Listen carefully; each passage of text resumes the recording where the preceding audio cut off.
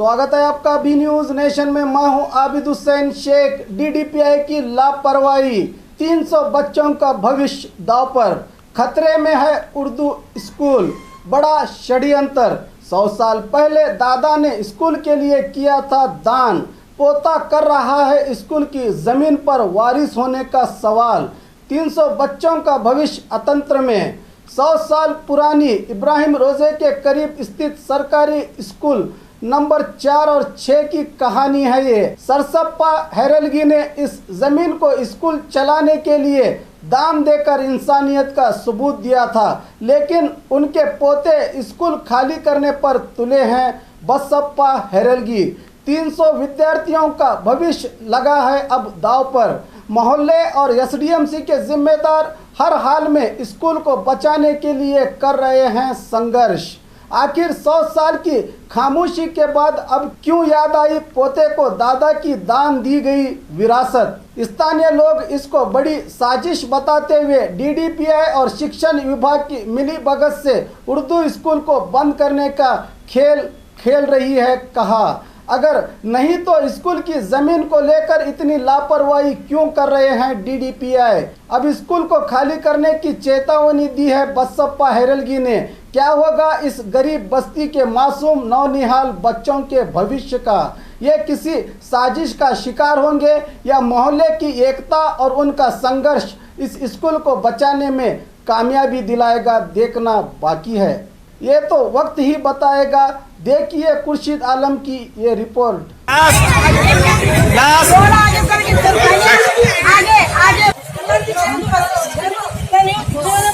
सामने से तो हाथ का नाप लो, सामने से तो हाथ।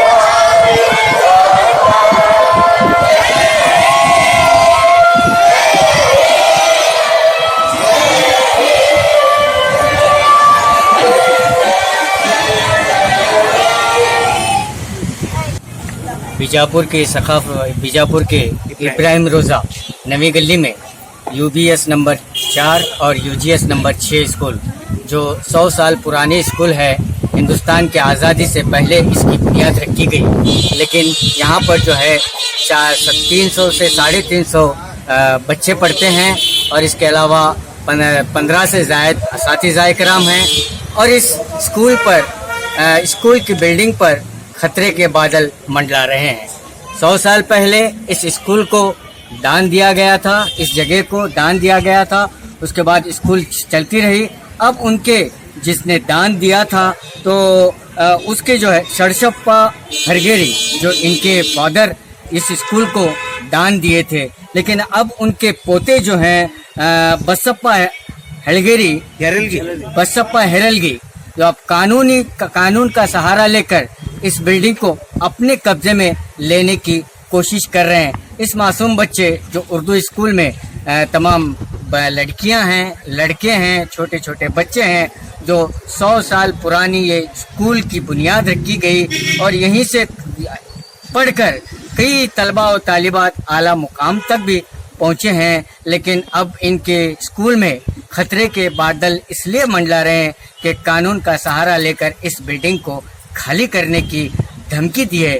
आइए माजरा क्या है यहाँ के असातिज़ा इकराम से और यहाँ के मोहल्ले वालों से और एसडीएम के चेयरमैन और मेंबरान से ही जानने की कोशिश करते हैं। मैं मोहम्मद सादिक सौदागर हूँ, इस गली का एक जिम्मेदार भी हूँ और मोहल्ले के और सब लोग फिक्रमंद रहने की वजह से सब लोग यहाँ पे जमा हुए हैं। ये इदारा जो है 100 साल पुराना है। जब से हमें पता है तब से स्कूल देख रहे हैं और यहाँ पर गरीब बच्चे पढ़ते हैं। पहले क्या है स्ट्रेंथ 500-600 के करीब होती थी, बाद में क्या है जैसे प्राइवेट स्कूल बनने लगे तो स्ट्रेंथ क्या है तो अभी 200-250 के करीब है। तो अभी प्रॉब्लम क्या हो रहा बोले तो ये जो उनके माँ बाप जो थे, अभी जो जगह के मालक है वो उन्होंने डोनेट करे थे, उनके दादा, हाँ उनके दादा क्या है डोनेट करे थे। अभी उनके बच्चे क्या है ये स्कूल का जगह हम ना दो बोल को उन्होंने सो अभी ये कर रहे हैं। अभी हमें मोहल्ले वाले क्या चाहते हैं कि अब ये गरीब बच्चे पढ़ते हैं, वो गवर्नमेंट का इदारा है तो DDPI और उनको सबको रिक्वेस्ट करे कि इदारा बचाओ बोल को रिक्वेस्ट करे।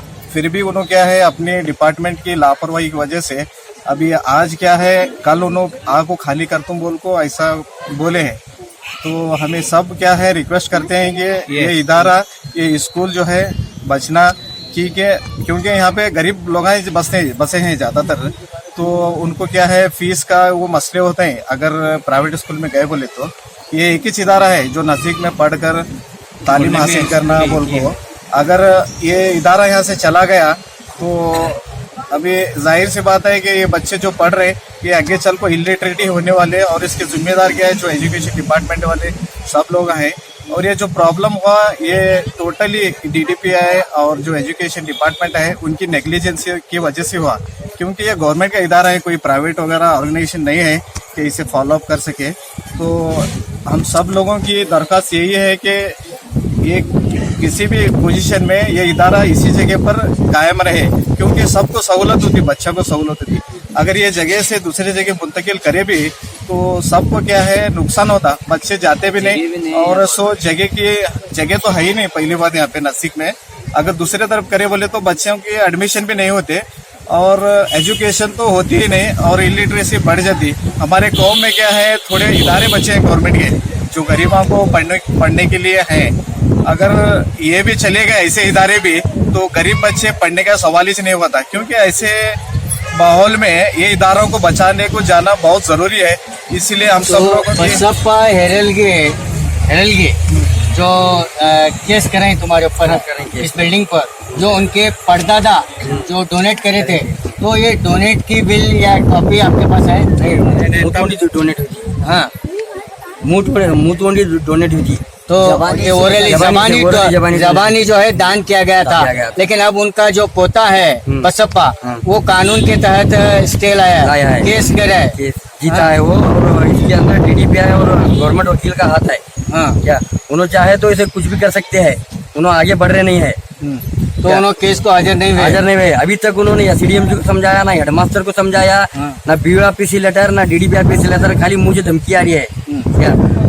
इसलिए हमको ये क्या कानून के तहत वो बसप्पा के फेवर में ये बिल्डिंग हुई है करके ऐसा सुनने में आ रहा है। हमको कुछ लेटर दिया नहीं है अभी तक। तो वो आपके पास आए थे बिल्डिंग खाली करवाने के लिए? दिलीप को लेके आए थे, वो आए थे, लेटर मांगे तो भी वो दे नहीं। क्या बोले आप?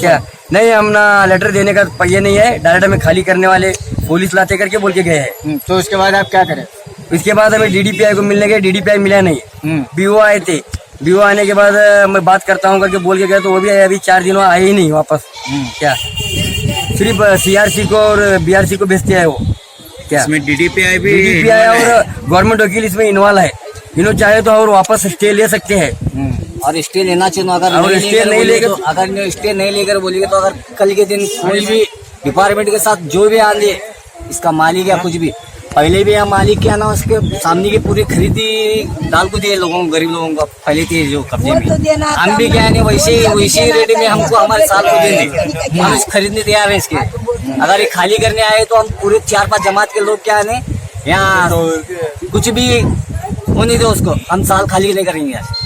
ओके, तो इसी मामले को लेकर हमारे साथ जुड़े हुए हैं अलहाज अब्दुल रज़ाक वारती साहब। तो वारती साहब ये 100 साल पुरानी स्कूल है और यहाँ इनके कहने के मुताबिक जो है स्कूल जो है एक डोनेट किया गया था, लेकिन उसके बाद उनका जो पोता है वो लीगली तौर पर मालिक बनकर आया है और स्कूल को खाली कराने की चेतावनी देकर गया है।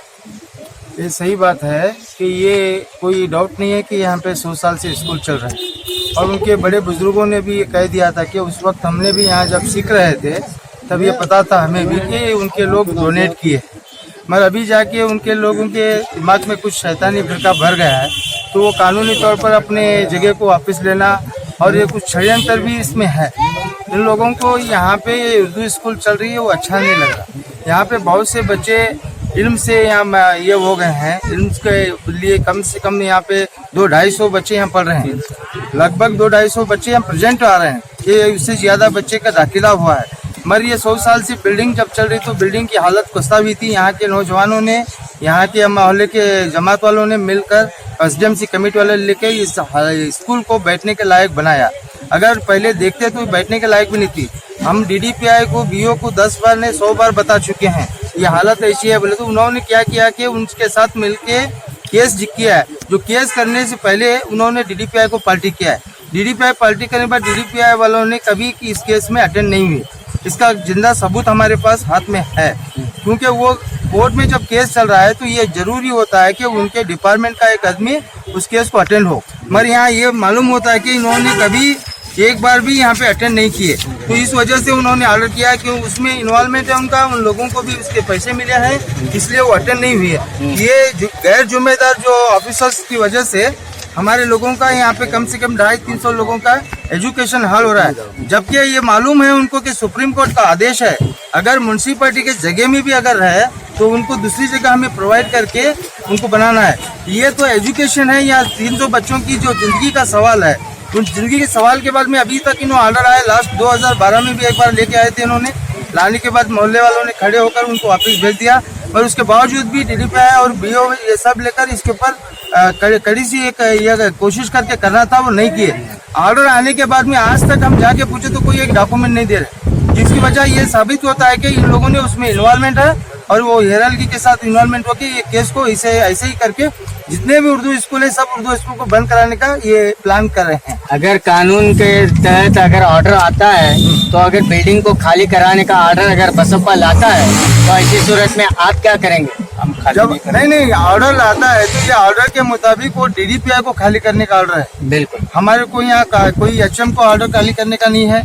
उन्होंने कानून की जो कार्रवाई की है उनको सही तरीके से पढ़ने को उनको मालूम होना चाहिए।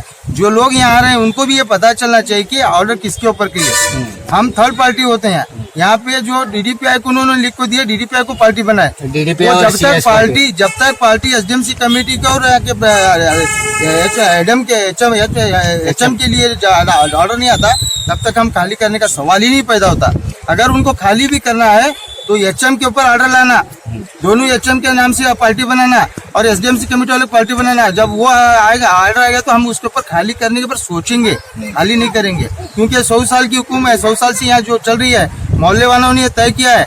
यदि अगर ये देना भी है तो इसके लिए अगर गवर्नमेंट के पास प्रोविजन नहीं है पैसा भरने के लिए, उनके पास ये नहीं तो गली वाले हम चंदा उठा के इनके मालिक को पैसे देना भी चाहते हैं कि यहाँ से स्कूल खाने जाने नहीं देंगे हम लोग। तो बच्चों की पढ़ाई के लिए हम पूरे जना अपनी झोली भाई के सब लोगों ने इकट्ठा करके पूरे मोहल्ले के जानिब से हम पैसा दे के उससे जमीन लेके हम गवर्नमेंट स्कूल को चलाने देंगे, मगर यहाँ पे किसी सूरत में हम खाली होने नहीं देंगे। इसी हिसाब जाहिर होता है इन्होंने कोई भी अभी तक एक केस को अटेंड नहीं हुई है। इसे ये सब गवर्नमेंट के ऑफिसरों का इन्वॉल्वमेंट रहने की वजह से इन लोगों ने इस तरह का षड्यंत्र रचा। तो इस मसले को लेकर आपने कभी डीडीपीआई से मुलाकात की थी? 100 बार डीडीपीआई से हमें बात किए हैं, बीओ को यहाँ पे बुलाए हैं और इस सिलसिले में ये भी बात कर चुके हैं यदि अगर आप उन लोगों को खारिज करना है तो इसलिए उनको बता दो, आप हमें ये इक्वेशन करके दो। एक अगर नहीं बोले तो उनके साथ बात करो खुद, जैसा कि बीओ कन्नौर थे यहाँ पे, उन लोगों को 10 बार बुलाए और उनके बाद मोहम्मद मोहसिन साहब थे डीसी साहब, उनके भी साथ भी बात हुई है। उसके बाद में शाहरा बानू खान बीओ थे,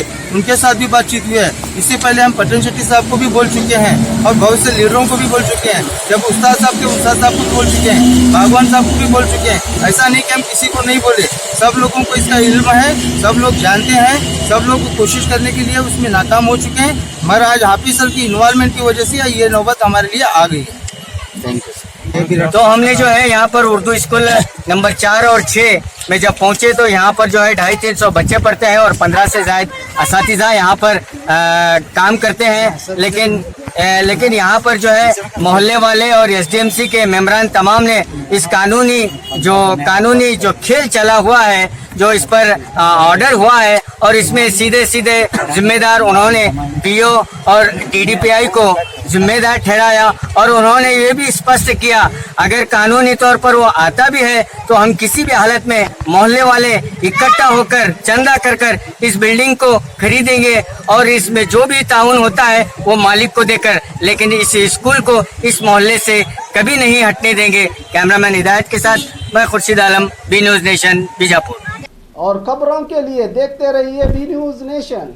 हेलो दोस्तों, आपके लिए एक गुड न्यूज है। बी न्यूज नेशन अब आप देख सकते हैं आपके टीवी स्क्रीन पर SMP cable network channel number 1005 पर। आपकी सुविधा के लिए हमने बनाया एक मोबाइल ऐप जिसे गूगल प्ले स्टोर पर डाउनलोड करके आप देख सकते हैं ताज़ा खबरें आपके बी न्यूज नेशन चैनल पर। बी न्यूज नेशन को यूट्यूब पर देखने के लिए सब्सक्राइब करें, लाइक करें, शेयर करें। अब आप फेसबुक पर भी बी न्यूज नेशन की ताज़ा और सही खबरें देख सकते हैं, तो प्लीज़ बी न्यूज नेशन के फेसबुक पेज को भी लाइक करना ना भूलें।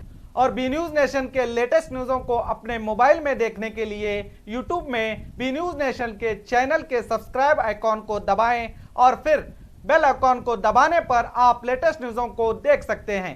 ನಮಸ್ಕಾರ, ನಾನು ರಂಜನಿ ರಾಘವನ್, ನಿಮ್ಮ ಪುಟ್ಗೌರಿ ಮಾತಾಡ್ತಾ ಇದ್ದೀನಿ। ವಿಜಯಪುರದಲ್ಲಿ ಶ್ರೀ ಬನಶಂಕರಿ ಸ್ವೀಟ್ ಮಾರ್ಟ್ ಅವರ ಹೊಸ ಶಾಖೆ ಓಪನ್ ಆಗ್ತಾ ಇದೆ। ಇಲ್ಲಿ ಸಾಕಷ್ಟು ಸ್ವೀಟ್ಗಳನ್ನ ಇವರು ತಯಾರು ಮಾಡ್ತಾರೆ। ಅದರಲ್ಲಿ ಮುಖ್ಯವಾಗಿ ಗಲಗಲಿ ಪೇಡ, ಅದು ತುಂಬಾನೇ ರುಚಿಕರವಾಗಿರುತ್ತೆ। ಇನ್ನೊಂದು ವಿಶೇಷತೆ ಏನು ಅಂತಂದ್ರೆ 1925 ಅಂದ್ರೆ ಸ್ವಾತಂತ್ರ್ಯ ಪೂರ್ವದಿಂದಲೂ ಕೂಡ ಈ ಅಂಗಡಿಯವರು ತನ್ನ ಗ್ರಾಹಕರ ಪ್ರೀತಿನ ಪಡಿತಾ ಬಂದಿದ್ದಾರೆ। ಹಾಗೆ ಇವ್ರು ತಯಾರು ಮಾಡೋ ಸ್ವೀಟ್ಗಳಲ್ಲಿ ಯಾವುದೇ ಕೆಮಿಕಲ್ ಆಗಲಿ ಅಥವಾ ಫುಡ್ ಕಲರಿಂಗ್ ನ ಇವರು ಆಡ್ ಮಾಡೋದಿಲ್ಲ, ಅದು ನಮ್ಮ ಆರೋಗ್ಯಕ್ಕೆ ತುಂಬಾ ಒಳ್ಳೇದು। ಹಾಗಾಗಿ ನೀವೆಲ್ಲರೂ ಬಂದು ಈ ಒಂದು ಸ್ವೀಟ್ ಅಂಗಡಿಯಲ್ಲಿ ಸಿಗುವಂತ ಸ್ವೀಟ್ಗಳನ್ನ ತಗೊಂಡು ಅದರ ರುಚಿ ನೋಡಬೇಕು, ಮನೆ ಮಂದಿಯವ್ರು ಎಲ್ರಿಗೂ ಕೊಡಬೇಕು ಅಂತ ನಾನು ಕೇಳ್ಕೊಳ್ತೀನಿ। ಬನಶಂಕರಿ ಸ್ವೀಟ್ ಸ್ಟಾಲ್ ಅವ್ರಿಗೆ ನನ್ನ ಆಲ್ ದಿ ಬೆಸ್ಟ್।